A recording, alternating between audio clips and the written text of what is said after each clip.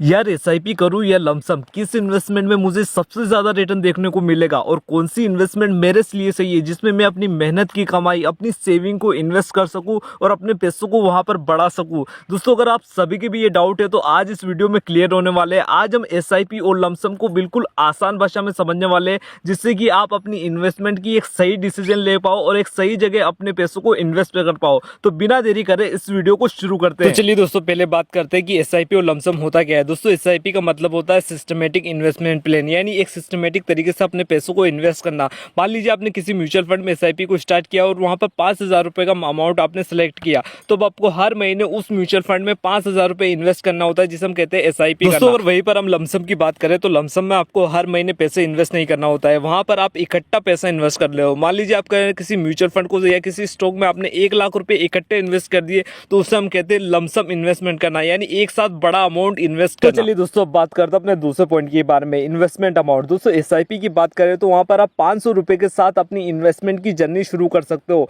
लेकिन वहीं पर अगर हम लमसम की बात करें तो लमसम में आपको एक बहुत ही बड़े अमाउंट की जरूरत होती है, वहां पर आप छोटे अमाउंट के साथ इन्वेस्टमेंट नहीं कर सकते हो। इसीलिए अगर आप रिटेल इन्वेस्टर हो, छोटे इन्वेस्टर हो, अगर आप नौकरी करते हो तो आपके लिए एसआईपी बहुत ही बढ़िया है, क्योंकि एसआईपी में आप छोटे इन्वेस्टमेंट के साथ भी शुरुआत कर सकते हो। यहाँ पर आपको एक बहुत ही बड़े अमाउंट की जरूरत नहीं होती। दोस्तों, अगर वहीं पर लमसम इन्वेस्टमेंट की बात करें तो लमसम इन्वेस्टमेंट उन लोगों के लिए बढ़िया है जो कि बिजनेस करते हैं, जिनके पास एक बहुत ही मोटा अमाउंट पड़ा हुआ है, जिन्हें वो एक साथ कहीं भी इन्वेस्ट कर सकते हैं। तो उन लोगों के लिए लमसम इन्वेस्टमेंट बहुत ही ज्यादा बढ़िया मानी जाती है, क्योंकि उनके पास एक बहुत ही बड़ा अमाउंट पड़ा हुआ है जिसे वो इन्वेस्ट कर सकते हैं। चलिए दोस्तों, अब बात करते हैं अपने तीसरे पॉइंट के बारे में, कॉस्ट एवरेजिंग। दोस्तों, इसे बिल्कुल ध्यान से समझिएगा। दोस्तों, मान लीजिए आपने किसी भी म्यूचुअल फंड में एसआईपी को स्टार्ट किया, उस टाइम पे उस म्यूचुअल फंड की जो एनएवी थी वो चल रही थी 500 रुपए। अब दोस्तों, आप में से कई सारे लोग एनएवी के बारे में नहीं जानते हो। एनएवी का मतलब होता है नेट एसेट वैल्यू। जिस तरीके से हम शेयर बाजार में से कोई शेयर खरीदते हैं ना, उसकी प्राइस नहीं होती 500 1000 रुपए, उसी तरीके से म्यूचुअल फंड की भी होती है प्राइस, उसे हम कहते हैं एनएवी।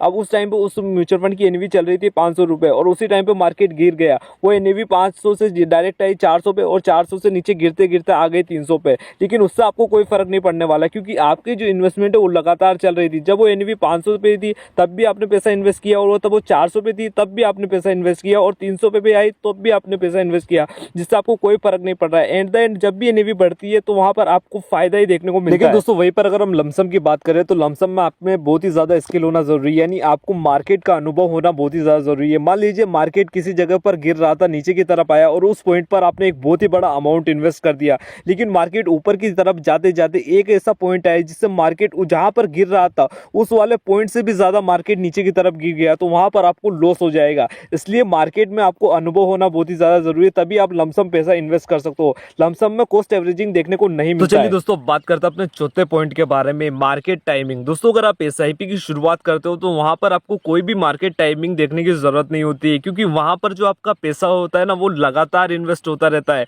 जब मार्केट बढ़ रहा है तब भी आपका पैसा इन्वेस्ट हो रहा है, और जब मार्केट गिर रहा है तब भी आपका पैसा इन्वेस्ट हो रहा है। तो इससे मार्केट टाइमिंग में कोई फर्क नहीं पड़ता, जब चाहे आप एसआईपी की शुरुआत कर सकते हो। इसमें आपको मार्केट टाइमिंग देखने की जरूरत नहीं होती है। लेकिन दोस्तों, वहीं पर अगर हम लमसम इन्वेस्टमेंट की बात करें तो उसमें मार्केट टाइमिंग बहुत ही ज्यादा मैटर करती है। मैं एग्जांपल से आपको समझाता हूं। मान लीजिए निफ्टी जो कि अभी के टाइम पर लगभग 22,000 के पास ट्रेड कर रहा है, और मान लो आप उसके इस वाले पॉइंट पर आकर अपना पैसा लमसम इन्वेस्ट करते हो, और मान लो कि इसी जगह से मार्केट नीचे की तरफ गिर जाता है, यानी मार्केट नीचे आ जाता है, तो यहाँ पर तो आपको लॉस हो जाएगा।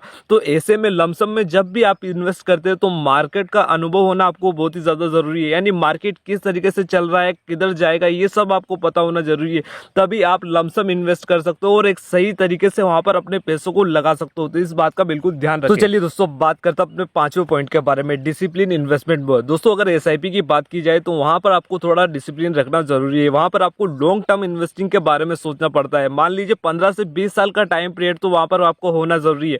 मान लीजिए अगर आप 4 से 5 साल की इन्वेस्टमेंट के बारे में सोच रहे हो तो वहां पर कोई ज्यादा रिटर्न आपको देखने को नहीं मिलता है। लॉन्ग टर्म में एसआईपी में एक बहुत ही बड़ा अमाउंट आपको देखने को मिलता है। लेकिन दोस्तों, वहीं पर अगर हम लमसम की बात करें तो वहां पर पूरा खेल इन्वेस्टर के ऊपर ही डिपेंड होता है। जब मार्केट गिर रहा होता है तो कई सारे इन्वेस्टर वहां पर लमसम इन्वेस्ट करते हैं, और जब मार्केट अच्छा खासा बढ़ने लग जाता है तो कई सारे लोग जो मार्केट में लमसम इन्वेस्ट किया होता है उन पैसों को निकाल लेते हैं। तो इस लमसम में की बात की जाए तो वहां पर पूरा जो खेल होता है वो इन्वेस्टर के ऊपर ही डिपेंड होता है। तो चलिए दोस्तों, बात करते हैं अपने नेक्स्ट पॉइंट के बारे में, दोनों इन्वेस्टमेंट में रिस्क कितना होता है। दोस्तों, अगर एसआईपी की बात की जाए तो वहां पर आपको कोई ज्यादा रिस्क को देखने को नहीं मिलता है। मान लीजिए आपने कोई एक म्यूचुअल फंड सिलेक्ट किया तो उसकी जो एनएवी होती है वो हमेशा बढ़ती घटती रहती है, यानी कभी बढ़ रही है कभी घट रही है, ऐसा आपको वहां पर देखने को मिलता है, क्योंकि वहां पर जो आपका पैसा है वो लगातार इन्वेस्टर होता रहता है। तो इससे क्या है कि आपकी एनएवी कई बार बढ़ती भी रहती है वो घटती भी रहती है, लेकिन एट द एंड वो आपको बढ़ती ही देखने को मिलती है। तो ऐसे में वहां पर आपका जो रिस्क होता है वो थोड़ा कम होता है, क्योंकि वहां पर जो आपका पैसा है वो लगातार इन्वेस्ट हो रहा है, एक सिस्टमेटिक तरीके से आपका पैसा वहां पर इन्वेस्ट हो रहा है।